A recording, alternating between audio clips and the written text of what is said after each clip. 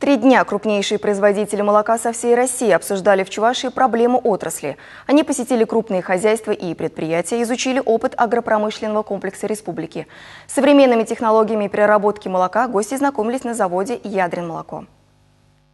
Для специалистов провели экскурсию по заводу, где показали полный цикл производства молочных продуктов. Благодаря современному оборудованию, установленному на предприятии, процесс переработки сырья проходит в кратчайшие сроки.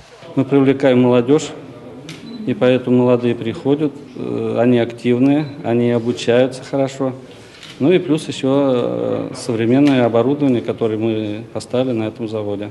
На предприятии применяется уникальная технология мембранной фильтрации. Агрегат нового поколения позволяет выполнять сразу 2 функции – сгущение молока для творога и отделение сывороточного белка. А такое решение экономит время и деньги. Ядринский молочный завод – это один из самых максимально автоматизированных заводов в этой части Европы.